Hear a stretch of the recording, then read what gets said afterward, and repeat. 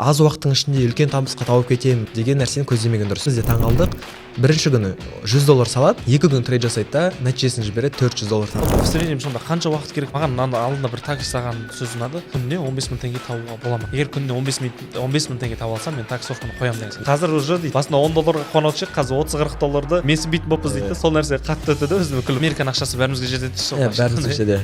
Біздің ұран болып кетті ғой. Трейдинг бастау үшін не керек, не істеу керек, басқа қарай ма? Ресторан ашқыңыз келе ма? Конкуренция, товарный бизнес конкуренция, Каспия, маркетплейс, барлық жерде конкуренция. Ал трейдинг саласы бұл жерде ешқандай бір конкуренциясы жоқ. Команда бұл жерде үлкен бір плюсын білдіреді. Немесе минусқа кетсек, бәрі бір-бірімізді қолдап қоямыз деген сияқты. Трейдингпен айналысуларыңыз келсе, басқа бір жерден оқисыздар ма? Видео салмауды сондай. Жөн айтпай ақ қояйық. Осындай ханым, не ол реальный счетпен кеше қанша шығарып бердік? $1800. Жасы 50 жаста. Примерно өзі біліп тұра аласыз дегенді көрсе комментария жазып кетіңіз. 3 күн жоғалтқан ақшамды шығарып аламын, мен табысқа шығамын деген сияқты арнайы риск менеджментті сақтайтын формулалар бар. Әртүрлі адамдар көріп отырып жүр, опыты бар адамдар бар, новичоктар бар. Неге именно адамдар трейдинг саласымен айналысып жатыр? Бұл жерде риск жоқ. Мысалы, TikTokқа шығарғанда кейбір кісілер комментарийде күліп жатыр. Не, бірақ трейдингте риск бар ғой, не айтып жатсыздар деген сияқты. Турцияда $2000 өзімнің счетым болды. 17 жасында $50,000, ол бір 23 миллион теңге дей қоймыз. Онымен жұмыс жасау қалай, онымен сауда жасау қалай. $500 тауып отырып дейсіз.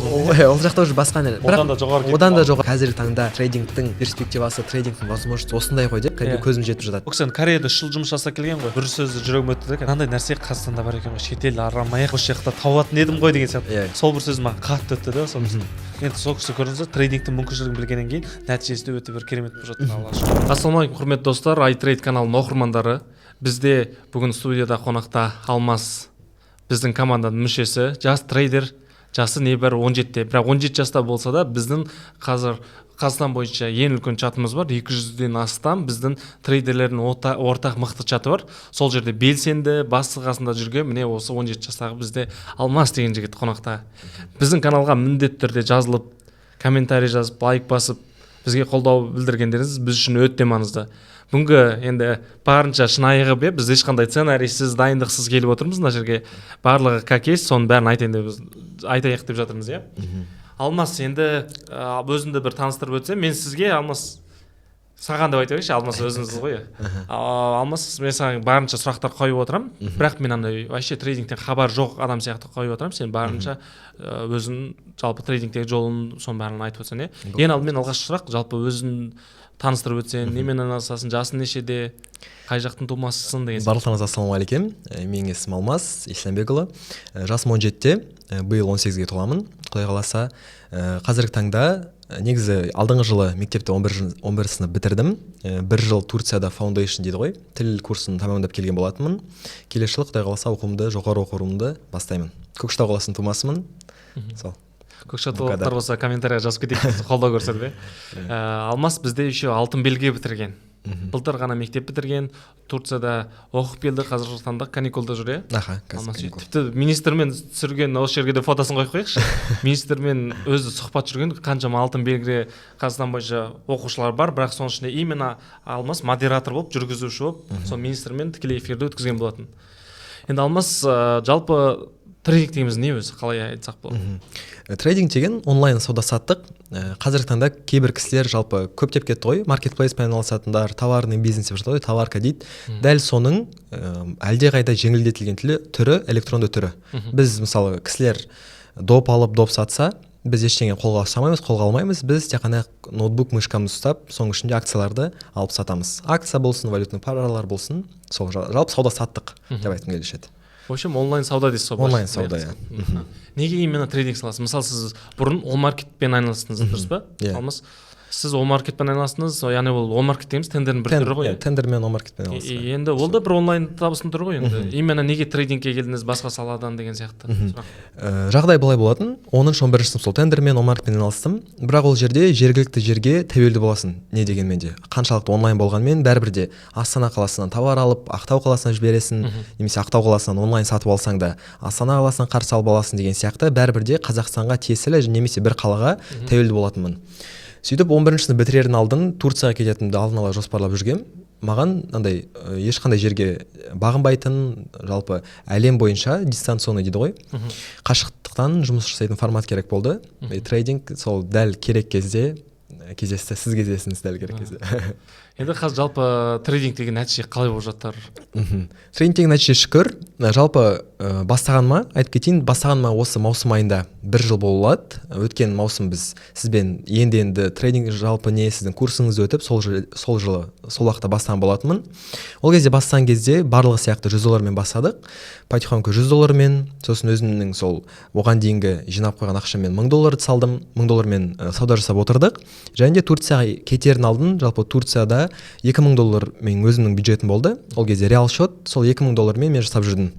Пороговый бір күнде $20, $30, $35. Ол теңгемен айтатын болсақ, бір 9000 теңге, 13000 теңге сондай аралығында. 15000 теңгеге дейін. Себебі андай болатын, официанттар немесе андай бір күндік жұмыс жасайтын кісілер қанша табады деген нәрсе қызық болады маған.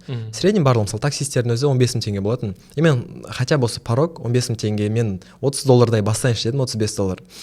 Бірақ оның ар жағы таба берген сайын жалпы трейдинг деген үлкен бір алып мұхит сияқты, ол жер ақша өте көп. Әркім өзінің қанағатына сай негізі ол жерден ақша таба алады. Бірақ сөйтіп $30 мен күнде порог қойдым. Ол былай $50, $60 өсті. Сөйтіп бір күнде андай нәрсе ғой. Бір күнде $120 тауып қалған кез болғанда, мен неге $30 мен шектеліп жүрмін деген сияқты. Ол бір жағынан бастағы ой, бірақ екінші жағынан ол қанағатсыздық па деп те андай ойлар келді. Бірақ в среднем мен жоқ дегенде $20-30 тауып отыратынмын. Жақсы, бұл бірінші курс студент үшін өте бір керемет нәтиже негізі қарасақ. Қазір тіпті таксовать ететін болсақ, күніне 10 мыңнан бастап 20 мың, 30 мыңға дейін тауып жатады. Бірақ ол таңертеңнен кешке дейін жұмыс жасайды. Егер сіз студент болып осындай нәрсе тауып отыратын болсаңыз, ол өте керемет екен. Енді тағы бір айта кететін жағдай, мысалы сіз қазір 17-де жатсыз, сіздің құрдастарыңыз бар, немесе тіпті сізден де үлкен кісілер бар, бірақ бюджеті жоқ трейдинг бастау үшін. Трейдинг бастау үшін жалпы қанша керек?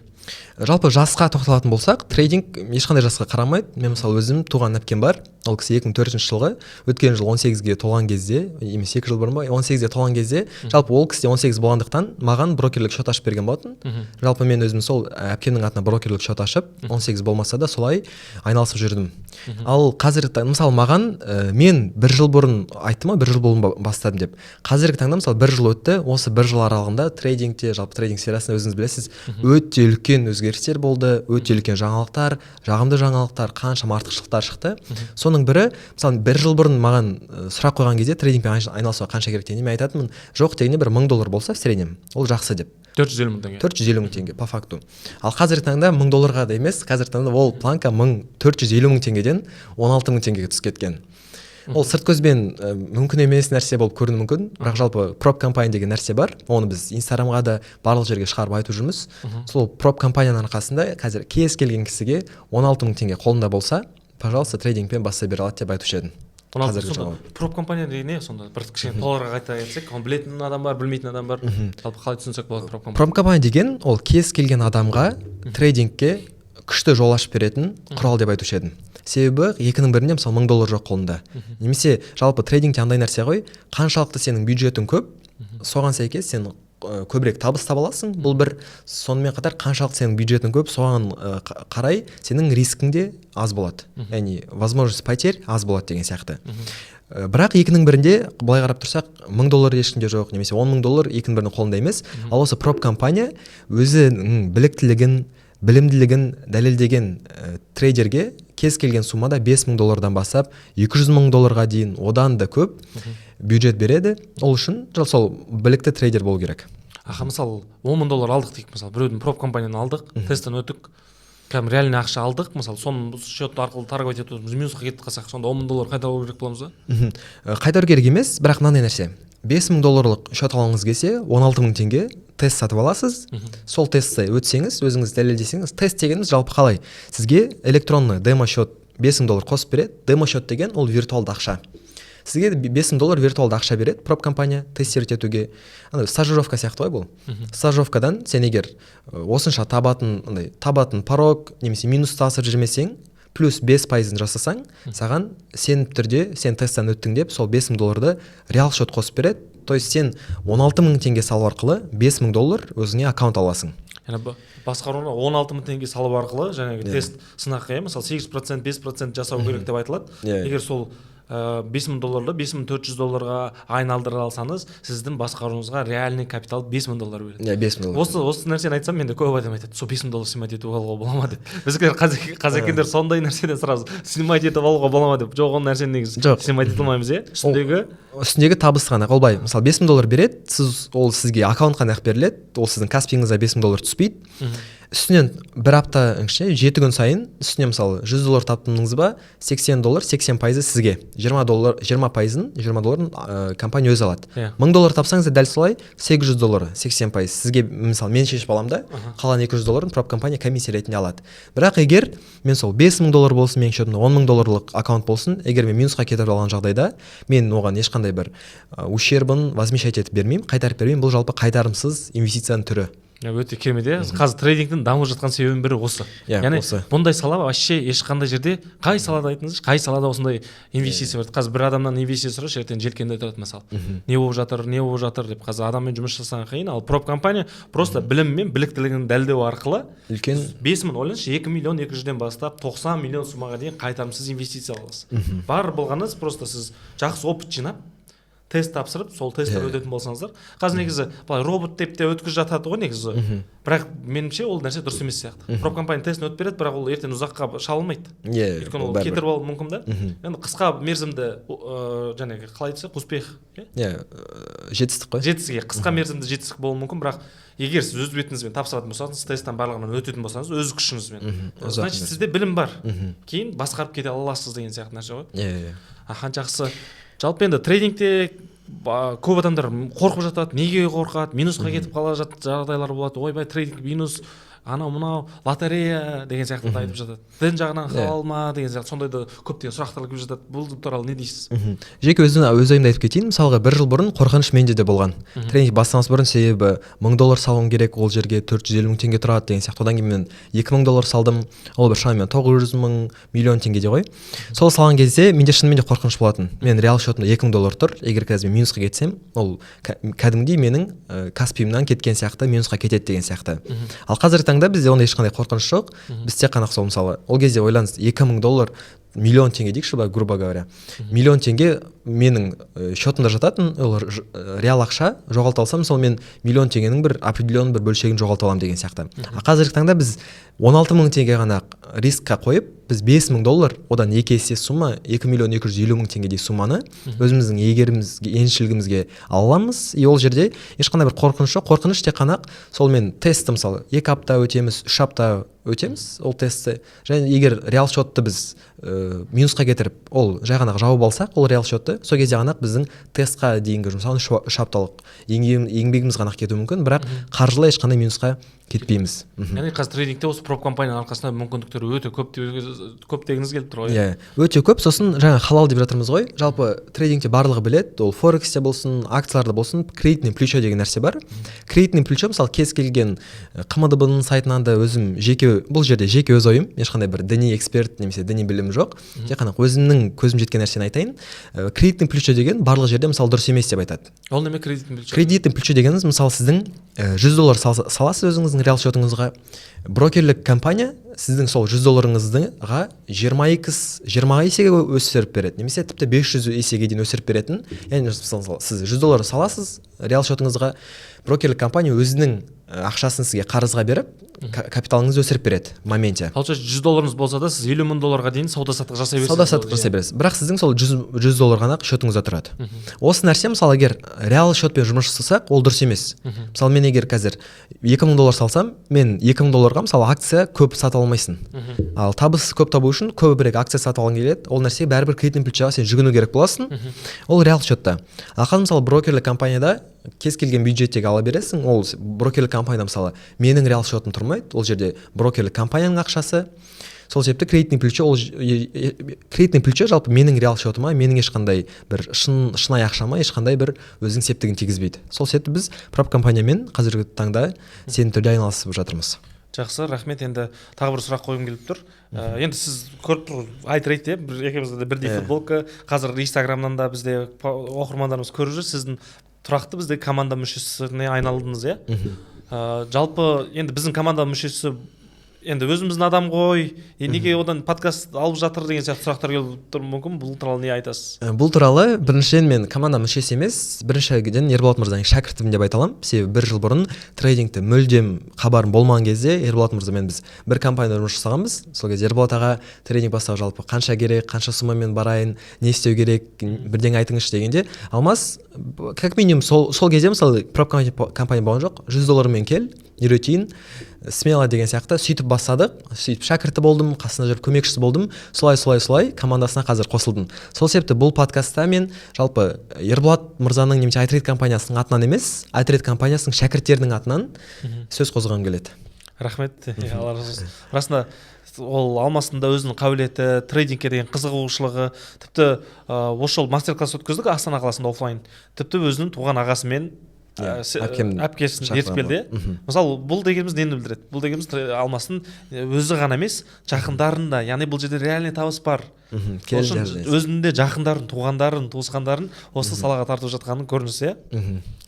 Жалпы трейдингке бастауға үлкен қаражатым жоқ, ешқандай мысалы үлкен бюджетім жоқ қой, менің $1000 жоқ, $2000 жоқ дейтін кісілерге қазір проб компания сол бір үлкен возражениенің, үлкен бір сұрақтың шешімін тауып қойды деген сияқты. Себебі менің ағам да сұрайды, Алмас, мен трейдингпен айналыс деп айтасың, маған ол үшін бюджет дайындауым керек, қанша капитал керек дегенде, жоқ, 16,000 келе бер деп оған да айтқан болады. 16,000 тест тапсырғанда бірінші тестта мысалы өтпей қалсақ не болады? Өтпей қалсақ, жай ғана аккаунт тестіміз провален болып есептеледі, тест өте алмадыңыз деп. Ол аккаунтқа ешқандай әсерін етпейді. Екінші рет тест сатып алып жасай бересің. Жоқ, ол мен черный списокқа кіріп бір нәрсе болды. Черный список, блокировка деген нәрсе жоқ. Тіпті даже реал счет кезінде сен егер сол реал счетын белгілі бір тұрғыда минусқа кетіріп алып айырылып қалсаң, ешқандай блокқа кетпейсің. Дәл сол аккаунтыңмен екінші рет тест алып, екінші рет реал счетты ала аласың деген сияқты мәселе. Жақсы, өте керемет мүмкіндік енді түсіне білген адам үшін. Егер түсініксіз болып жатса, проб компания біздің төменде көрсеткен инста парақшамға жазылып алыңыздар, міндетті түрде сіздерге жауап беретін боламыз.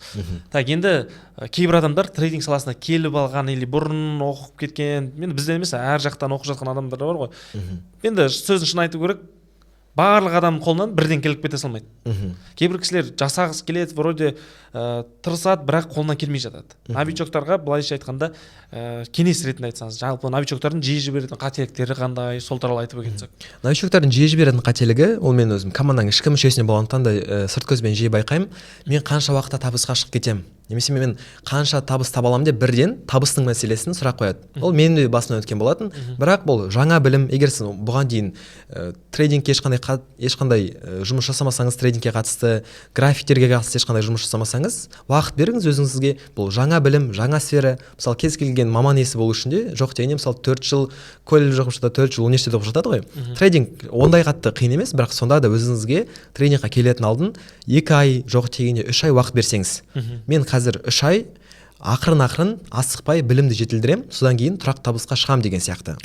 Себебі өзімізде мысалы куратор болғандықтан шәкірттерден де соны байқаймыз. Мен өзімде мысалы маусым айында оқысам, примерно бір тұрақты табысымды жаңа айтып кеткен $20-30 мен бір октябрь кезінен 2-3-4 айдан кейін ғана мен мысалы тұрақты табысқа шыға алдым деген сияқты.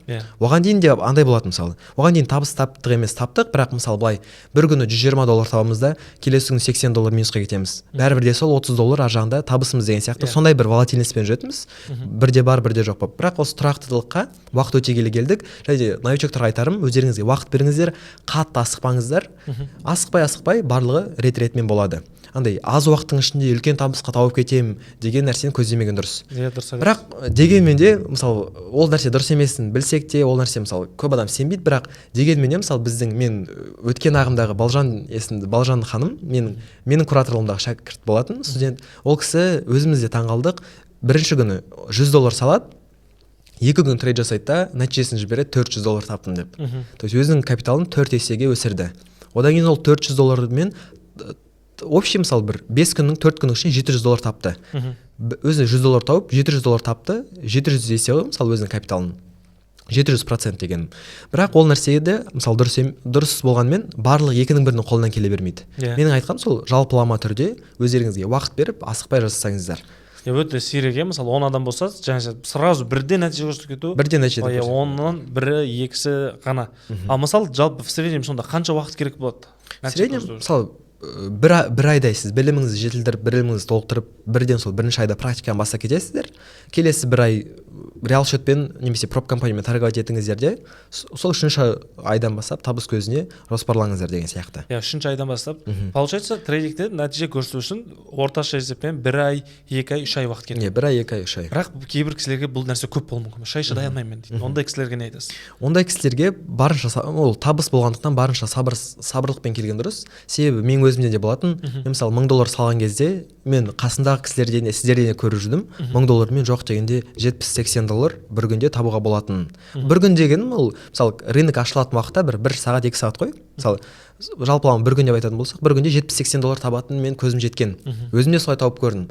Бірақ қанағатсыздықтың әсерінен қанағатшылдық отказ беріп жатады, сбой беріп жатады. Сол моменте жоқ мен бүгін $150 таба аламын ғой деп қатты көбірек тапқың келеді, аз уақытта көбірек тапқың келеді. Ол бірақ 1-2 күн тауып қалуы мүмкін, бірақ үшінші күні минусқа кеткенде өзіңнің сабанға түсіреді деген сияқты. Сол себепті аз уақыттың ішінде жалпы менің ойымша аз уақытта миллионер болып кету, аз уақытта үлкен бір табысқа шығып кету сказочный, ол екінің бірінің қолынан келе бермейді. Жалпы келсе де ол ұзақ перспективада менің ойымша жұмыс жасамайды.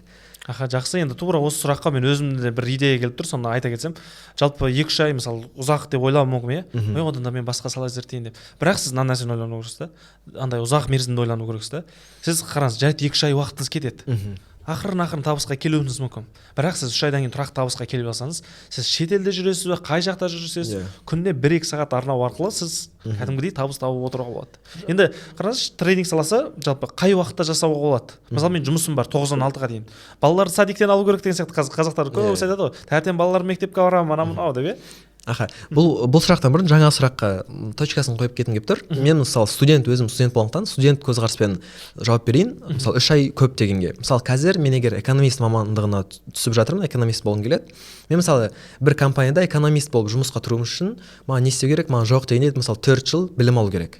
Жоғары оқу орнын оқу керек деген сияқты. Жоқ дегенде сондай мәселе. Мысалы мобилограф болу үшін мен өзім СММ-мін. Мысалы 1-2 ай мобилография курсын оқисың деген сияқты. Ол любой нәрседе, кез келген нәрседе адам бірінші білімін қалыптастыру керек, біліктілігін арттыру керек, сосын ғана нәтижені күтуге болады. Дәл сол сияқты бұл жерде трейдингте де біз мысалы 1 жыл, 2 жыл оқитын ешқандай білімді қажет етпейді. Нақты 1 ай біліміңді, курсыңды жүйелі түрде оқып ал, 1 ай практикаң жаса, сосын мархабат табысын тап деген сияқты. Ал уақыт жағына келетін болсақ, біз мысалы өзіңіз білесіз, акциямен және форекспен екі жақта айналысамыз. Акцияның уақыты қазіргі мысалы весенний сезон деп жатады ғой, 6:30-нан 18:30-да ашылады да түнгі 1:30-ға дейін ашық. Жұмыстан кейін келіп сол аралықта жасасаңыз болады. Біз мысалы өзіміз акциямен жасайтын кезде 18:00-де компьютердің алдына отырамыз, 18:30-ға дейін жарты сағат анализімізді жасаймыз да, бір сағат трейд жасаймыз. Жалпылама сол 1,5 сағат уақыт кетеді, 2 сағат кетуі мүмкін кейде, егер рынокта қатты бір қозғалыс болмаса. 2 сағатта отырып табамыз деген сияқты. Бұл кешкі уақытта. Ал форекстің уақыты өздеріңіз жазып алсаңыздар да болады. Түнгі 3-те ашылады, Қазақстан уақыты бойынша, түнгі 2-де жабылады. Келесі күн түнгі. Келесі түнгі 2-де 23 сағат тәулігіне жұмыс жасайды. Акцияда форексте 5 жұмыс күн, дүйсенбіден жұмаға дейін. Жалпы форекс 23-те 5, 23 күн, 23 сағат жұмыс жасайды, 5 күн. Ал акция 24-те, ол акцияның өзінің бір уақыты бар. Күніне бір 6-7 сағат рынок ашық, тоже 5 жұмыс күннің ішіне деген сияқты. Новичоктар қайсысынан бастаған дұрыс? Новичоктердан акциядан бастаған дұрыс. Жалпы фундамент қалыптастырып, акциядағы қозғалысқа үйренгеннен кейін ақырын-ақырындап форекске көше берсе болады деген сияқты. Енді біз трейдинг саласының артықшылықтарын бәрін айтып жатырмыз. Енді трейдинг саласының қандай кемшіліктерін көрдіңіз? Жалпы өзіңіз келген кезде бір өкініш болды ма? Осы трейдинг саласы емес, басқа бір нәрсе таңдауым керек еді деген сияқты ондай ой болған жоқ па? Өкініштен бұрын жалпы андай мәселе болады. Жоғарыда айтып кеткендей, Турцияға шетелге оқуға түсейін деп жаттым. Маған сол шетелде жұмыс жасай беретін бір табыс көзі керек болды. Себебі шетелде Турцияда понятно, мысалға официант болып жұмысқа тұра алмаймын деген сияқты. Ол бір екі талай нәрсе. Сол себепті мен барынша кетпей тұрып, сол жақта мен не айналысам, қандай нәрсемен табыс аламын деген кезде, сол как раз түсетін бір соңғы жылда сізбен кездесіп қалған өте қуаныштымын. Осы мүмкіндікті пайдаланып, жалпы iTrade ұжымына, ол жерде үлкен команда жұмыс жасап жатыр, және Ерболат мырза сізге алғысымды білдіргім келеді. Жалпы өкініш емес, сол бір дер кезінде нужный момент, нужный месте мен болып қалдым, және солай бір байланысып қалдық. Сол Құдай өзі тілегенді, жоспарлағанды солай бір нәсіп еткен болатын. Ал өкініш дегенде бұл жерде андай трейдингтің жалпы минусы қандай дегенде мен мына нәрсені айтушы едім. мысалы трейдинг, мысалы біз даже қазір шәкірттерде оқытып жатырмыз ғой. Мысалы бізге 20 студент оқуға келеді. Біз 20 студентке бір инструментті барлығына бірдей үйретеміз. Мысалы 20 кісі трейдингпен айналысуды мысалы біледі. Бол трейдингпен айналысуға барлығы дайын, бір 2-3 апта уақыттың ішінде барлығы дайын болады. Бол, мархабат, пожалуйста, айналысыңыздар деген кезде қандай мәселеге тірелеміз. Мысалы мен өзім қандай мәселеге тірелдім. Бұл жерде психология деген нәрсе бар. Адамның ішкі состояниесі. Барлық адамның ішкі состояниесі бірдей емес. Кейбірінде андай хладнокровность деген бар, кейбірі бір салқын қанды қарайды, кейбірінің қанағатшыл болады, кейбірі қанағатсыз болады деген сияқты. И трейдинг минусы ол андай. Жаңа айтып кеткен трейдинг бір үлкен мұхит, ол жерде өте үлкен ақшалар жатыр. Өзің келде өзіңнің бір, мысалы сен $5000 прop компания бар ма, немесе $1000 реал счетың бар ма, бір күндік мысалы $20-30 қанағат етте, сол $20-30 таптың ба, болды. Ноутбукты жап, рыноктан шықта, дальше шығып кет. Мысалы ол жермен тоқта, $30 бүгін алмас жетеді деген нәрсемен егер кісі келісе алса, өзінің қанағатшылдығын қоса алса, онда болды. Ол кісі жеңіске жетеді. Мысалы ол кісіге ешқандай бір мәселесі болмауы мүмкін трейдингтің. Трейдингте получается өз-өзімен күресесіз. Өз-өзімен күресе. Ал егер жоқ, мен $30 тауып тұрмын ғой, азарт қысады, тағы да қанағатсыздық, ертең мен анам туған күні еді, тағы да тауып қалайыншы, бүгін $180 тауып қалайыншы деп, одан сайын қыса бергендіктен, ол тауып қалуында мүмкін, сөз жоқ. Бірақ егер минусқа кетсең де, сен рискті жоғарылап қойдың. Күннің соңында сен нөлмен қайтасың, немесе минуспен де қайтасың. Ал сен мана $20-30 тыйыш қана қайтуыңа болшет деген сияқты. Жалпы айтқым келген жаңа 20 кісінің, мысалы біз ол жерде психологиялық инструменттерді де барлығын үйретеміз мысалы. Психология қиын дегенмен, бізде оған дейінгі жиналған тәжірибе бар, шаблондар бар, 11 ереже бар психологиялық. Осыны ұстана алсаң, трейдингте 70-80% тұрақты түрде табысқа шығасың деп айта аламыз. Соны ұстанатын кісілер әрине табысқа шығады, ал жоқ кейбірлер болады. Мен мысалы өз басынан да жоқ, мен $20-30 тауып қанағат тұтпай дальше больше кетіп, мысалға сол 11 ережені сақтамаған кезде бір айдай минусқа кеткен кездері өзімнің басыма сол нәрсе тиіп, осы нәрсе екен ғой, 7-ші ереже осы нәрсені айтқан екен ғой Ерболат мырза деп, солай өзімнің тәжірибеммен 11 ережеге қайтып келген болатын. Курста үйренген нәрсеге. Ол дисциплина, психология өте маңызды. Дисциплина, психология. Маған алдында бір таксист саған сөз ұнады. Мана Әсет бар ғой, біздің командамыз Әсет мырза. Вот сол кісі айтады да, бір таксист мырза сұрақ қойды дейді да, күніне 15 000 теңге табуға бола ма? Егер күніне 15 000 теңге таба алсам, мен таксовканы қоямын деген сияқты. Сол нәрсесі маған қатты өтті де. Расында егер қанағатшыл адам болсаңыз, кеше мен осы тұста айта кетейін, кеше бізде чат бар, жаңа айтып отырмын, трейдерлердің ортақ чаты бар, Қазақстан Республикасы бойынша жалпы ең активный үздік трейдерлер біздің чатта, Аллаға шүкір. Оны мақтанышпен айта аламын. И сол кезде Жазира ханым бар осы бізде 1,5-2 ай бұрын бітірген. Сол кісі сөз қазір уже дейді, басында $10 қонаушы, қазір $30-40 андай қалай айтсам менсінбейтін болыппыз дейді. Сол нәрсе қатты өтті де өзіме күліп. Жоқ, Әсет мырза да жаңа айтып кеткендей, ағасы келеді, таксист ағасы. Сөйтіп ол кісі сұрайды, мен қазір егер 15 000 теңге тапсам, бір күнде мен таксовканы қоямын дейді да. Әсет мырзаның жауабы күлкімді келтірген. Аға, 15 000 теңге таба аласыз, сөз жоқ. Бірақ сол 15 000 теңгемен тоқтай алсаңыз, трейдинг сіздікі. Ал егер жоқ, 15 000 теңге тауып тұрып, мен 45 000, 100 000 теңге ол жер табу мүмкін де, былайша айтқанда. Таба алатынға көз жеткізіп, қанағатсыздық танысаң, ол кезде трейдинг саған қиын болуы мүмкін деген сияқты. Өз мойындап жатқан. Сондай бір қызықты жағдайлар болады. Сонда трейдинг бойынша күніне $30 табуға бола ма? $30 табылмайды, ол бюджетке байланысты бірінші кезекте. Мысалы былай ғой, бір күнде өзіңнің бюджетіңнің жоқ дегенде 1%-ын таба аласың. Кемінде в среднем 1%. Бір күнде 3-4%-ын табатын кездер болады. Енді мысалы есептейік. Мен $1000 реал счетым болса, мен 1%-ын $100 таба аламын. $100 $10 боламын. $10 болады, $10 таба аламын. $10 дегенде мысалы былай қарап тұрсақ, 4,5 мың 5 000 теңгедей. Егер біз қазір мысалы ол реал счетпен айналысып жатқан жоқ, жеке өз басым, менде қазір өзімнің управлениямда $5000 бар. Прop компания тестінен өттім. Реал счетым бар, мен сол $5000-дың мысалы жоқ дегенде дегенім минимальный, самый минимальный рискпен, ешқандай бір қатты рисковать етпей 1%-ын шығара аламын. $5000-дың 1% $50 мен бір күнде таба аламын. Без проблем. Ешқандай бір қатты рисковать етпей. И сұрақ осы кезде туындайды да. Мен қазір алмас, менде қазір счетым $5000 болып тұр бірінші күн. Осы жерден қойып кетіп, ертеңге қалдыр, ертең тағы бір $50 табасың, жауап кет дегенмен келісім. $20 теңге $50, Кісілер өздері есептеп алар. Мысалы 1%-ын мен $5000 арқылы тауып тұрмын, бір күнде мысалы 23 000 теңге тауып тұрмын. Ал мен оған кетіргенім 16 000 теңге. Мысалы тест сатып алдым 16 000 теңге, мен бір күнде ақ сол нәрсені ақтап алдым. И бізде мысалы 5 жұмыс күні бар, ар жағында тағы 4 күн 1%-дан тауып отырсаң минус та болады, сөз жоқ. Бірақ минус болғанмен де сол күні айналысып жоқ дегенде плюс 1%-ға шығуға болады. $50 тапты, мысалы 5 жұмыс күнде, мысалы $250, $250 80%-ын шешіп ал деген сияқты, и бір аптада сол табысың болады, мысалы қатты рисковать етпей. Ол мысалы сондай табыс тауып отыру үшін таңертеңнен кешке ноутбук қарап отыру керек пе, немесе қанша уақыт кетеді в среднем табыс табу үшін? Среднем бізде мысалы 1 сағат анализге кетеді, жарты сағат анализге кетеді, и біз мысалы осы кез баға, мысалы көз алдыңызға график елестетіңіздер, баға қазір мысалы $100 деп есептейік, баға мысалы $100 деген шкалада тұр. Біз айтамыз, бүгін егер қазір $100 тұрып $80 қарай түссе, мысалы баға, біз $80 сатып аламыз, определенный бір валютный параны, немесе акцияны $80 сатып аламыз да, сол жерден сатып алып қоямыз, и өскеннен пайда табамыз деп айтамыз мысалға. И біз бір жарты сағат, мысалы мен өз басымда қалай, біз офиске сағат 11-ден 12-де келеміз, жарты сағат, 1 сағат командамен анализ жасаймыз, сол 1 сағат анализіміз біздің бір күндік табысымызды әкеле алады.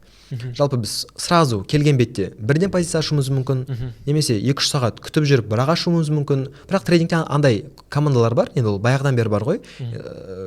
Мысалға пендинг деген бар, ордер деп айтып жатады. Пендинг деген сіз лимит. Өзіңіздің аккаунтыңызға, өзіңіздің платформаңызға, инструментіңізге команда беріп қоясыз. Мен егер қазір баға $100 тұр, мысал ретінде көз алдыңызға елестетіңіздер, $80 келген кезде сатып алуға команда бересіз, сразу стоп-лоссын қоясыз. Стоп-лосс деген, мысалы мен сатып алдым, минус $10, минус 20, мысалы $20 стоп-лосс деген команда қойып қоям. Мен сатып алғаннан кейін, позиция ашқаннан кейін минус $20 кетсем, сразу жауап тастайды, мен позициядан шығарады, менің инструментім. То есть мен көрмей қалып $40-50 минусқа кетпеймін. Дәл сол сияқты команда сатып алуға бердік, стоп-лоссты қойып қойдық. Дәл солай плюсқа да take profit деген, take деген взять, profit деген прибыль ғой ағылшынша. Өзіміздің take profitімізді қойып қоямыз. Ондай нәрсе кішкене көп түсінбеуі мүмкін да. Көп түсінбеуі мүмкін, терминсіз айтсақ. Мысалы, плюс минус болғанда жабамын, плюс болғанда жабатын команда беріп қоямын. То есть менде осылай, мысалы, мына жерде мен сатып аламын, төмен түссе минус 20-да жабады, автоматты түрде өзім жаппаймын, плюс 60 болған кезде тағы да өзі автомат түрде жабады, болды, мен позициядан шығарады. Получается, сіз қазір мысалы трейд жасау үшін просто жаңағы команда беріп қоямын. Анализ жасайсыз да, сатып алуға заявка жіберіп қоясыз, и рискқа мысалы $20 деп қойып қоясыз, пайда мысалы $40, $60 пайда болсын десеңіз, ана жерге жазып қоясыз. И сіз өзіңіз покупкада жүресіз бе, жан-жақта жүресіз бе, тамақ істеп жүресіз бе, өзіңіз білесіз, бірақ анау жаңағы сіздің анализіңіз тура орындалса, онда сіз $60 плюс боласыз, орындалмай жатса минус 20-мен өз автоматымен сіз қайда жүрсеңіз де жауап тастайды, дұрыс па? Жауап тастайды. То есть андай нәрсе ғой, таңнан кешке дейін графикке қарап отырудың қажеті жоқ. Әрине қарап отыруға болады, қарап отыру кейбір кезде керек болады, көзді үйрету үшін, тәжірибе жинау үшін, немесе оған дейінгі өткен анализге қараймыз, историясына қараймыз деген сияқты бағаның. Ал былайша айтқанда, мысалы жоқ дегенде күніне 2 сағат адам уақытын арнай алса бұл нәрсеге, мен ойымша өзімде сол нәрсе көзім жетіп жүр, табыс таба алады. Бізде мысалы қазір таңда өзіміздің жаңа айтып кеткен үлкен трейдерлер чатында біздің кураторлар болып біздің команда сигнал жібереміз. Өткенде Әсем Гүлхан ба, қателеспесем, осы 21-де оқыған ба, сол кісі жазып жіберді, мен рахмет команда кураторлар мырзалар, ханымдар, сіздердің берген сигналдарыңызға мен жаңағындай команда қойып қойғам дейді. И өзім графикке қарап жүрген жоқпын, құдалықта жүрмін, қонақ шақырып жатырмын, бірақ сендердің сигналдарың орындалып, менің командаларым, мен қойған команда сатып алып, плюсқа шығып жатырмын деген сияқты. Мысалы ол кісі команданың арқасында анализ жасаған жоқ, графикке қарап та отырған жоқ, жай ғана біздің берген сигналымызбен де қолданып табысқа шыға алды деген сияқты. Бұл жерде жалпы команданың артықшылығы, команданың плюсы осы деп айтушы едім. Конкуренция жоқ, сол үшін бір-бірімізге максимально анализбен бөлісіп, қолдау көрсетіп отырсақ, Американ ақшасы бәрімізге жетеді дейсіз ғой. Бәрімізге жетеді. Біздің ұран болып кетті ғой. Американ ақшасы бәрімізге жетеді. Расында біздің ұран болып кетті. Сосын тағы да бір айта кететін жағдай, сұрақ. Жалпы трейдинг бастау үшін не керек, не істеу керек, жасқа қарай ма? Сол туралы айта кетсеңіз. Трейдинг жасқа қарамайды. Бұл біріншіден, өз мысалыммен де дәлелдеп көрсетіп жатырмын, Құдайға шүкір. Екіншіден, трейдинг бастауға жақсы бір источник дейді ғой, ақпараттық көз керек. Себебі қазір мысалы инфобизнес өте қатты шарықтау шегіне де жетіп жатыр ғой. Екінің бірі қазір инфобизнес, екінің бірі эксперт, екінің бірі өздері 1-2 ай курс оқып алады да, оны өзіңізде көріп жүрдік, біздің материалға келіп ертесін курс ашып жатқанда кісілер болды. Жалпы өзіңізге бір сапалы наставник, ол жерде наставник кезінде ол қандай мысалы бұл эксперт қандай артықшылық береді, бұл эксперт мен оқып алсам ертең далада қалмаймын деген сияқты ақпараттық көз. Сосын өзіңіздің қалауыңыз бойынша реал счет $500 $1000 немесе 16 000 теңге жаңа айтып кеткендей прop компания ақша. Жалпы осы үш этап қажет. Бірақ мен тыңдармандарға да көрермендерге осындай бір сұрақ қойғым келіп отыр. Сіздің салаңыз қандай? Сіз қандай салада жұмыс жасайсыз деген сияқты. Комментарийға да өздерінің жауаптарын беріп кетуі мүмкін. Не себепті сұрап жатырмын? Себебі мысалы менің өзім оған дейін мысалы тендерда да жұмыс істедім, тендермен айналысып жатырмын ғой. Ол жақта мысалы конкуренцияның кәдімгідей қайнап жатқан көзі. Мысалы біз команда қылып жиналғанмен, мысалы 5 тендерщик біз командамыз, бірақ мен алған заказды мен командадағы қасымдағы досым айтқым келмейді. Себебі ол мысалы менің товарым, менің узкий специалистім. Конкуренция жалпы. Конкуренция команданың ішінде де конкуренция пайда болып қалады. Және де қарап отырсақ, көп бизнестің саласында конкуренция мысалы. Ресторан ашқыңыз келе ма, конкуренция, товарный бизнес конкуренция, Каспи маркетплейс, барлық жерде конкуренция, ал трейдинг саласы бұл жерде ешқандай бір конкуренциясы жоқ. И команда бұл жерде үлкен бір плюсын білдіреді. Мысалы біз қазіргі таңда офисте мысалы 10-ға жуық біз трейдерлер отырамыз. Ару мырза бар, Әсет мырза, Азамат мырза, барлықтарына сәлем айтып қояйын. Барлығымыз бірге отырамыз да командалық мысалы бір-бірімізге ақыл кеңесімізді айтамыз, бірімізді дұрыстаймыз. Общий отырып бір анализ жасап шығарамыз деген сияқты. То есть мен осы уақытта сатып аламын. Ару мырза да сол уақытта пайыз ашады. Әсет мырза сол уақытта пайыз ашады. Біз бірдей плюсқа кіреміз. Ол мысалы Әсет мырзаның плюсқа келгені маған ешқандай әсер етпейді. Керісінше біз бәріміз бірдей плюсқа шығып, барлығымыз бірдей қуанамыз. Немесе минусқа кетсек, бәрімізде бір анализ болды. Барлығымыз бір уақытта минусқа кетеміз де бір-бірімізді қолдап қоямыз деген сияқты. Жоқ, бұл біздің риск менеджментті сақтап кеткен минусымыз. Қазір біз бұл нәрсені немесе бүгін тоқтата тұрамыз, келесі күні келіп сол нәрсені шығарып аламыз деген сияқты сәттер болады. Жалпы бұл орайда айтқым келгені, көптеген сала бар. Осы трейдинг саласы нағыз жұмыла жасайтын сала, командамен жасайтын сала, конкуренциясы жоқ сала деп айтқым келеді. Жақсы. Сол себепті егер трейдингпен айналысқыларыңыз келсе, басқа бір жерден оқисыздар ма? Қазір интернетте барлық білім, ақпарат бар ғой. Интернеттен білім аласыздар ма? Жалғыздың шаңы шықпас, жалғыздың үні шықпас, жаяудың шаңы шықпас дейді ғой. Бұл жерде трейдингпен андай мәселе болуы мүмкін. Бір ай оқыдыңыз, бір ай практика жасадыңыз, бірақ плюсқа шықсаңыз да бөлісетін ешкім жоқ, минусқа кетсеңіз де психологиялық ауыр, бөлісіп айтатын, кеңес сұрайтын ешкім жоқ. Жалғыз сырап қалуыңыз мүмкін, трейдингтен кісілердің беті қашып қалуы мүмкін. Сол себепті бұл орайда мысалы сіздің де ұсынатын, iTrade компаниясының ұсынатыны үлкен бір командалық чат бар.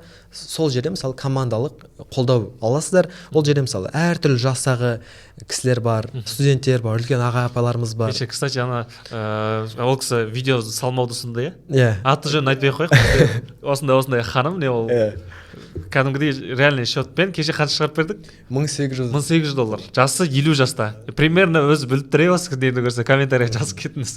Сол кісі айтпай қойыңызшы, пожалуйста, айтпай қойыңызшы. Неме деньги любит тишину деді ма біз нәрсе деп. Видеосы бар, негізі оны салмадық. Бірақ ол 3-4 күн бұрын Дарын мырзаға хабарласқан. Біз Дарын екеуміз отырғанда. Тоже Дарын мырза куратор бізде. Ол кісіге хабарласып, ол кезде де бір $540 ма қателеспесем шешіп алған ол кісі. Бір $300 начальный болған, бір $700 ма шешіп жатқан. Біз сол кезде де сөйлесіп, консультациясын көмектесіп жібергенбіз, қалай шешіп алу керек. Кнопкаларын көрсетіп. Кеше хабарласқан, тағы да біз қуанып қалдық. Жалпы нәтижелер осындай бар деген сияқты. Сосын деньги любить тишину деген ол әлбетте бар нәрсе ғой. Бірақ бізде командада мысалы мынандай нәрсе бар. Біз нәтижелерімізді командаға жіберіп жатамыз. Ол мысалы командада кейбір кісілерде сұрақтар туындады. Не үшін жібересіздер? Нәтиже кейбір мысалы көре алмаушылық туындамай ма деген сияқты. Жоқ. Командаға біз нәтиже жіберген кезде басқа айналысып жатқан кісілерге мотивация болсын деп жібереміз. Мысалы біз прop компанияның реал счетін өттім ба, мен командаға жіберіп қоямын. Команда, құрметті жақсылар, прop компанияның тестінен өттім, реал счетқа өттім, сіздерге де жұғысты болсын деген сияқты. Жалпы бір-бірімізге қолдау беріп қоямыз. Себебі ешкім нәтиже жібермесе, барлық өзінің табысын тауып, жасырып жүре берсе, кісілерде сұрақ туындауы мүмкін. Жалпы трейдингте табыс табу мүмкін ба? Трейдингте реально ма? Мен минусқа кетіп жатырмын, басқалар табыс тауып жүрген кісілер бар ма деген сияқты. Сұрақтар туындамас үшін кісілерге айтып жатамыз, егер нәтижелеріңіз жақсы нәтижелер болып жатса, минус болып жатса да жіберу керек, әлбетте, потому что мысалы бір кісіде болып жатқан минус басқа кісілерде әлбетте болады. Мысалы трейдинг ол біз мысалы трейдингті 100% плюсқа шығасыз деп айтпаймыз. Ол бір нелогичный нәрсе да, сказочный нәрсе. Ешқандай салада 100% табыс тауып жүре беруге болмайды. Барлық жерде кризис болады, барлық жерде минус болады, риск болады деген сияқты. Бірақ жүйелі түрде трейд жасасаңыз, бізде әртүрлі риск менеджментке қатысты, money менеджмент деген сияқты формулалар бар. Мысалы сіз 5 рабочий күнде трейд жасайсыз, 2 күн минус, 3 күн минусқа кетуіңіз мүмкін, сөз жоқ. Бірақ 2 күн, мысалы 5 күннің 3 күнін минусқа кеттік деп есептейік, мен өзім де кетем, кейде 2 күн плюсқа шығам ба, мен жаңа 3 күн жоғалтқан ақшамды шығарып аламын и үстінен табысқа шығам деген сияқты арнайы риск менеджментті сақтайтын формулалар бар. 1-дің 3-ке қатынасы деген сияқты. Сол себепті трейдингте табыс табуға болады. Ол бірақ мысалы 100% деп айтпаймыз, 70-80% жүйелі түрде айналса, кез келген кісі таба алады. Және әлбетте жаңа айтып кеткендей қанағатшыл бола алса. Психология көп рөл ойнайды бұл жерде. Енді сосын тағы мынандай бір сұрақ қойғым келіп отыр. Мысалы мен жұмыс жасаймын, 400 мың теңге зарплата аламын деп айтайықшы, мысалы. Бұл мысал ретінде болсын. Мен осы трейдинг саласынан күнде уақыт арнамай просто 50 мың теңге, 100 мың теңге қосымша табыс ретінде тауып отырсам 150 мың теңге бола ма? Иә, болады. Ол трейдинг инвестицияны да қарастырса болады. Бірақ трейдингтің түрлері бар. Мысалы біз өзіміз күнделікті осының ішіне жүргендіктен, ішкі системада жүргендіктен day трейдингпен айналысамыз. Иә, бір күн ішінде. Day деген сол бір күндік трейдинг. Бір күнді аламыз, сол күні сатамыз деген сияқты. Сосын swing трейдинг деген бар. Мысалы дүйсенбі сатып алып қойдың ба, келесі дүйсенбі немесе 1-2 аптадан кейін сатасыз деген сияқты. Жалпы егер бірнеше күндік. Иә, бірнеше күндік. Егер күнделікті жұмыс жасайтын ыңғай келмей жатса, солай 1-2 аптаға да ұзақ мерзімге де айналысатын жалпы әдістері бар. Оның барлығын біз үйретеміз, өзіміз де ол нәрсемен айналысамыз деген сияқты. Әрине мүмкін. Негізі қазір бізде эфирде әртүрлі адамдар көріп отыр, опыты бар адамдар бар, новичоктар бар. Егер сіз новичок болып нәтиже көрсетпей жүрсеңіздер, негізі осы бірнеше күндік трейдтен бастауға мен өзім кеңес беремін. Бұл жерде енді эфирде осы біздің каналды бірінші рет келіп осы видеоны көріп отыруы мүмкін. Мен алғашқы видеосы мені нөл білмейді деп ойлап қалмасын. Мен просто сіздердің тарапынан келетін сұрақтарды мен новичок сияқты қойып отырмын Алмасқа, иә. Алмас, рахмет. Тағы бір мынандай сұрақ. 2024 жылы жалпы 20-шы ғасырда неге именно адамдар трейдинг саласымен айналысу керек? Себебі бұл жерде риск жоқ. Деп мысалы мен сенім түрде айта аламын, бірақ мысалы TikTokқа шығарғанда кейбір кісілер комментарийде күліп жатыр. Не бірақ трейдингте риск бар ғой, не айтып жатсыздар деген сияқты. Бірақ риск жоқ дегенде қандай мағынада риск жоқ? Ол былай. Мен мысалы 1 жыл бұрын трейдингпен айналысқан кезде 2023 жыл ғой, мен $1000 салдым да, менің рискім сол бір $1000, мысалы кон деп айтады, мысалы менің счетымда $1000 тұр, мен жоғалтсам, әрине бір уақытта $1000 барлығын жоғалту мүмкін емес ол жерде. Соның бірақ $100, $150 бір күнде жоғалтуы мүмкін. Деген сияқты ол кезде мысалы риск болатын. Ал қазір менің рисковать етіп жатқаным тек қана 16 мың теңге $36. 33 доллар қателеспесем қазір бір тесті. Мен мысалы рискімді $33 мен рисковать еттім. Мысалы мен жеке өзімде қалай болды? Бірінші рет проб компанияның тестін сатып алдым. Мандамер проб компания деп айтып жатырмыз. Себебі оның шынымен мысалы артықшылықтары бар. Сол себепті айтқым келіп жатыр. Менің проб компанияның жалпы шетелдік компаниядан $5000 инвестиция алу тарихым қалай болды?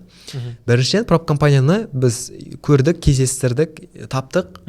Рыноктан проб компания нәрсе бар екен ғой, зерттеп бастадық. Бірінші рет $5000 тест аккаунт сатып аламын. Оны біз андай технический моменттерін білген жоқпыз. Комиссиясы, оның ішкі комиссиясы болады, немесе бір күнге қалдыруға бола ма, жаңалық кезінде сауда жасауға бола ма деген сияқты. Бірінші аккаунтым техникалық мәселеден жалпы білмегендіктен ғана тестім өтілмей жабылды аккаунтым. Мысалы менің енді есептеңіздер 16 мың теңгем сол кезде салғаным минусқа кетті, жойылды. Екінші рет алам, екінші рет тест тапсырған кезде екіншісі тесттен өтелмей тағы да жабылады. 16 мың теңге тағы да кетті. Как анализ. Ол жерде минусқа кетіп қалдыңыз. Минусқа кеттім, как анализ айтып жатырмын, ол кезде де 16 мың теңге. Екінші проб компания кетті. 32 мың кетті. 32 мың, уже 32 мың теңге кетті. Екінші рет сатып алам, уже үшінші аккаунтым. 16 мың теңге сатып алам, үшінші аккаунтының бірінші этапынан өтем. 3 күнде өтем бірінші этапынан. Екінші этап береді, ол жерде 2 этаптық тест. Екінші этапта, мысалы бірінші этапта былай. $5000 бар, өз калькулятормен есептеп алыңыздар. $5000 плюс 8% жасау керек сіздер. $5400 ол. 5400 жасадың, болды, тесттен өтілдің. Екінші этап болды, 5250-ге жеткізу керек. Мысалы 5000-нан бастайсың, тағы да $250 табу керек. Ол былай сырт көзбен мынандай мәселе. Мен бірінші этапта $400 таптым, енді екінші этапта $250 таба аламын ғой деген сияқты. Бірақ ол тағы да психологиялық моменттер бар. Мен уже ол үшінші аккаунтының екінші этап болды. И жаңалық кезіне түсіп қаламда тағы да аккаунтым кетіп қалады. Сөйтіп уже 3 аккаунт кетті, 48 мың кетті. Сосын мен былай істедім. Сразу 4-ші и 5-ші аккаунт сатып алдым.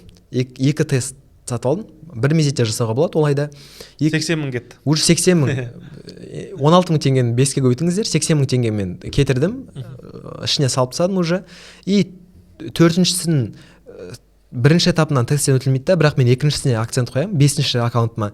И 5-ші аккаунтын мен тесттен өтем. Ол былай болды. Бірінші күні минус боламын да, екінші күні өтем бірінші этаптан. Сосын екінші этаптың аккаунтын береді, тағы да дәл солай. Бірінші күні минус боламын да, өзім бір ключін тауып алған сияқты болдым. Бірінші күні минус боламын да, екінші күні екінші этаптан өтілем. Жалпы 4 күнде проб компанияның тесттен өтем мен солай. То есть қарап отырсақ 80 мың теңге мен жалпылама кетірдім. Менің 5-ші аккаунтым, бірақ реал счетқа қол жеткіздім.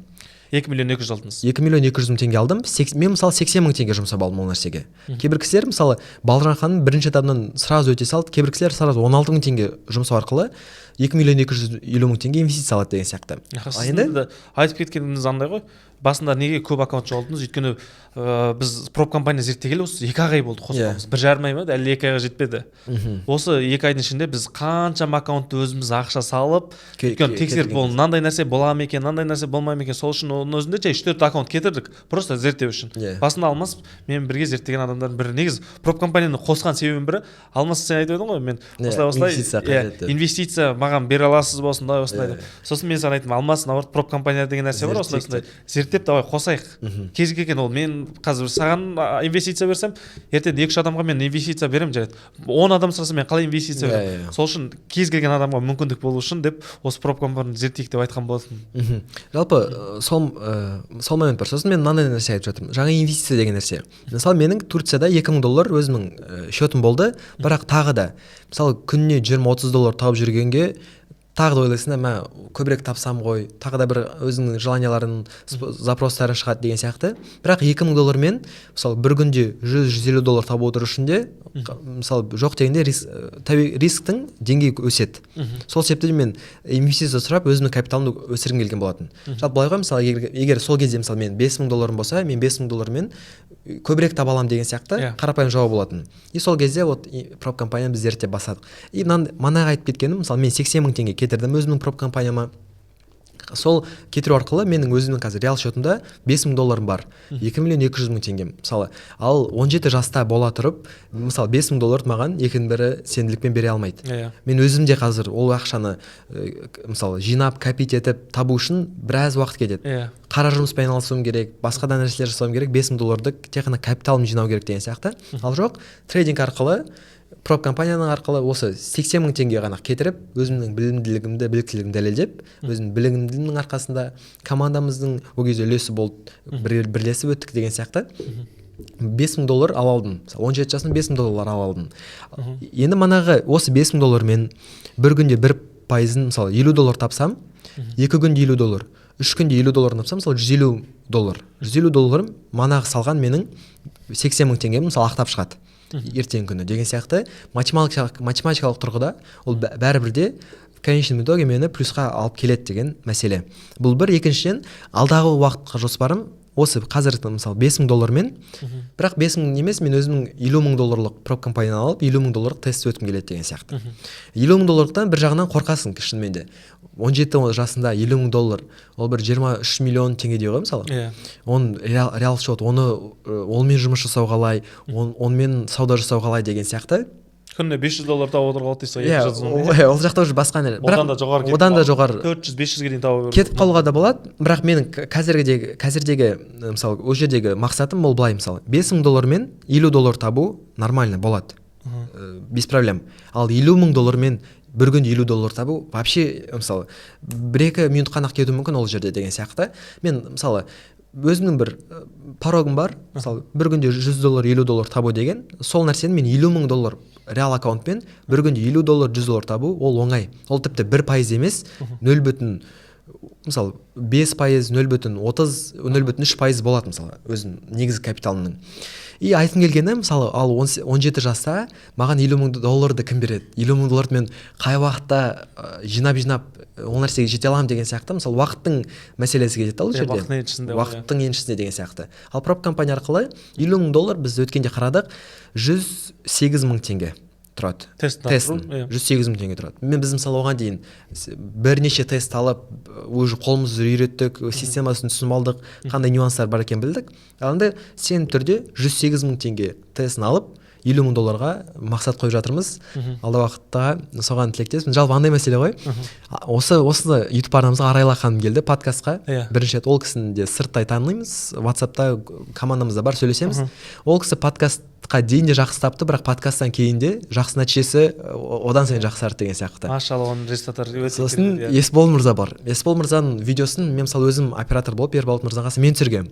Сол кездегі видеосында айтқан нәтижесі бөлек.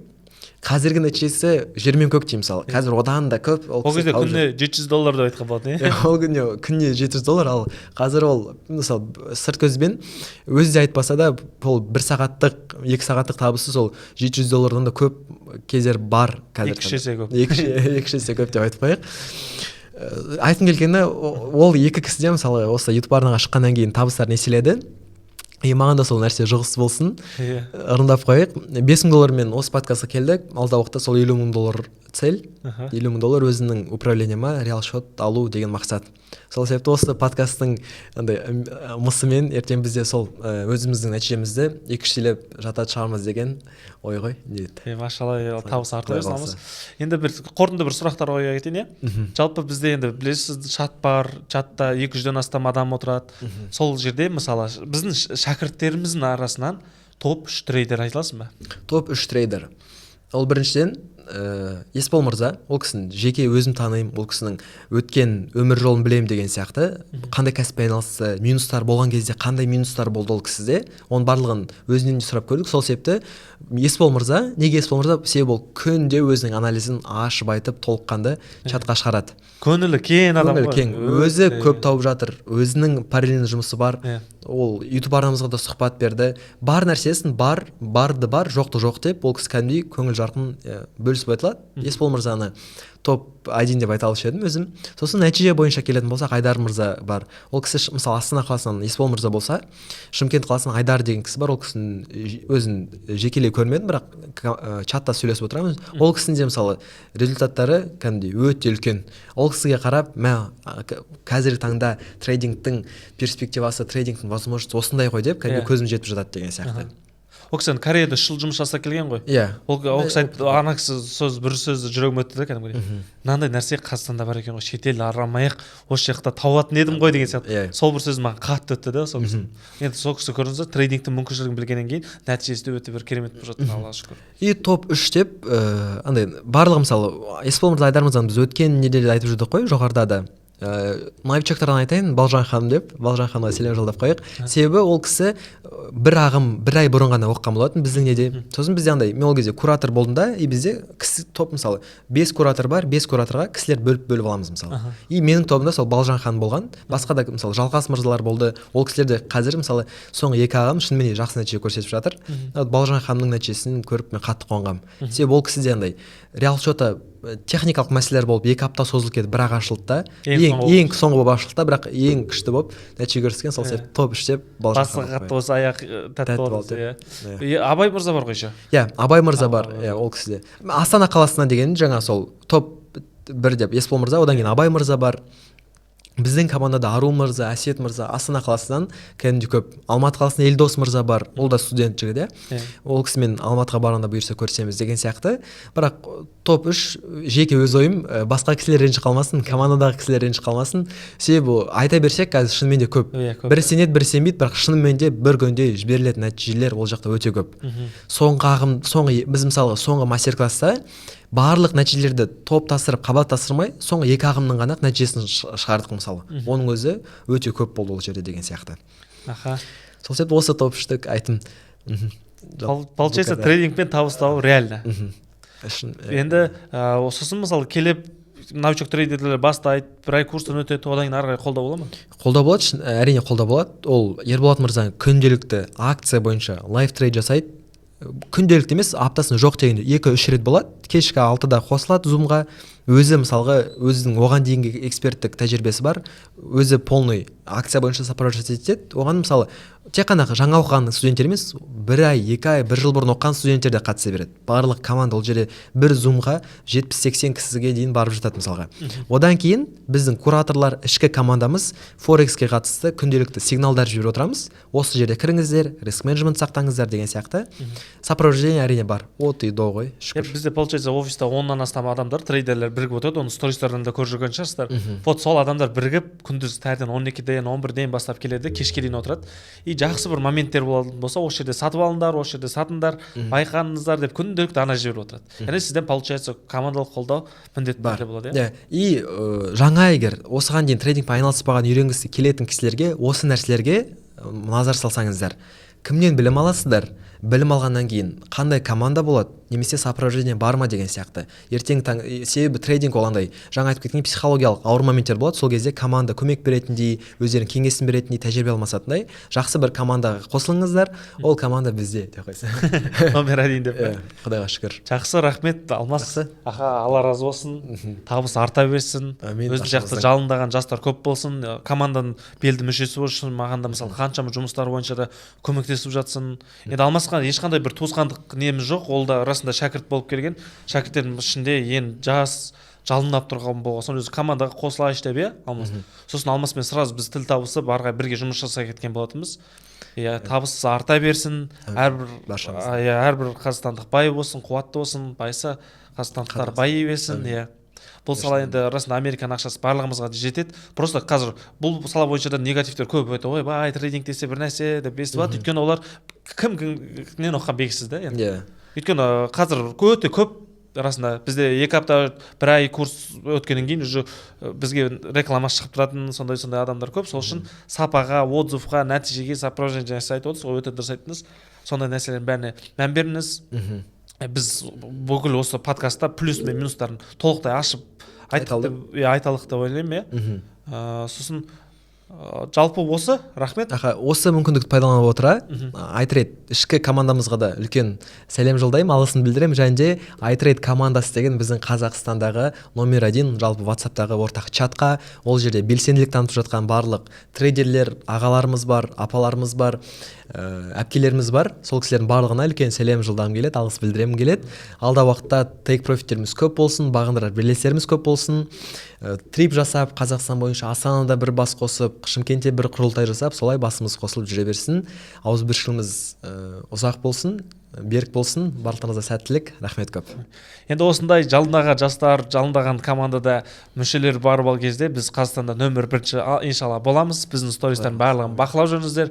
Біздің осы YouTube арнамызға міндетті түрде жазылып алыңыздар, комментарий жазыңыздар, лайк басып міндетті түрде қолдау көрсетіңіздер. Рахмет, келесі кездескенше. Келесі подкастта кімді көргіңіз келеді, комментарийға жаза кетіңіз. Немесе қандай сұрақ мазалап жүр, комментарийға міндетті түрде жаза кетіңіздер. Біз алдағы уақытта сол мәселелер бойынша талқылайтын боламыз. Рахмет, баршаңызға Алла разы болсын. И подкаст соңында мына сұрақты қояйыншы сізге. Ол ертең видеосын алып қалатын шығармыз, иә. Ерболат мырза, көп кісілер мынандай сұрақ қойып жатады.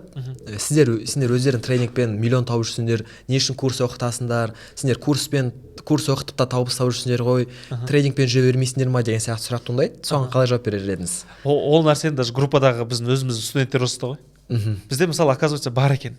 Көп андай нәтиже көрсетіп жүрген, бірақ счеттан кейбіреу қалай ақша шығаратынын білмей не сияқты болады да. И осы группаға жіберген кезде нәтижесін жіберіп отыр да. Сосын айтып қалады да, типа енді неге білгенмен бөліспейсің деген сияқты. Сондай ұрысты да. Сол сияқты біз қарайтын болсақ, трейдинг саласында 1 сағат 2 сағат уақытым кетеді. Мен чисто қазір осы саламен айналысып жүрген соң 2 сағат уақытым бар, ары қарай бос болып қаламын мен. Ары қарай реально ішім піскетеді.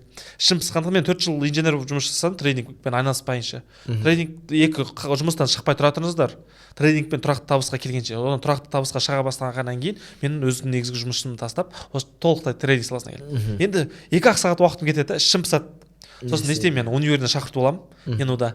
Сосын суббота күні сабаққа 1 күн 8-ден 4-ке дейін. Сосын жұмыс жасаймын. Зарплатасы 120 мың, вообще ол зарплатасы қарап тұрған жоқ, мен просто өзім оқып қалсам қызық болды да. И сол жақта жүрем, и маған андай болып кетеді ғой, как-то білмеймін. Ол жақта ұнамады да. Жақсы, опытымен бөлістім, бірақ суббота күні болғасын ба.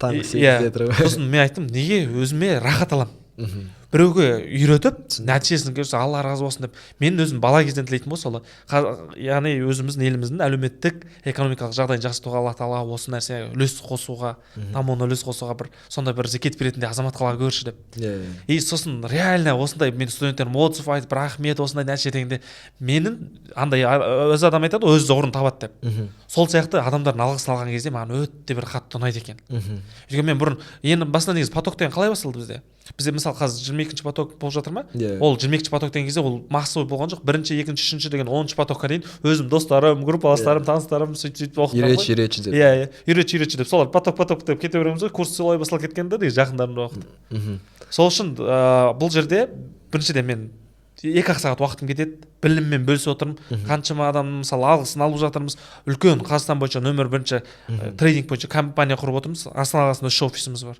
именно сіздер сияқты жаңағы қаншама мықты трейдерлер яғни қаншама адамның өміріне өзгеріс алып келуіне үлес қосып жатырмыз сол себепті де міне осы яғни курсымызды мен өзім жақсы көремін өзімнің хоббиім кәдімгідей сол үшін оқытамын сол үшін курс бар дейсіз ғой мен қазір курсты тоқтатып тастасам да маған былай да жетеді ол сіз де өткенде айтып қалдыңыз ғой алаш ардақтыларында сіздің өміріңізде де орны кәдімгідей ерекше ғой өзіңіз де әлихан бөкейханов атындағы көшеде тұрасыз сол сияқты алаш қайраткерлерінде жалпы миссиясы өмірлік ұстанымдары осы болды ғой білгеніңмен бөліс қазақтардың көзін аш деген сияқты сол себепті рахмет табыстарыңыз арта берсін рахмет алас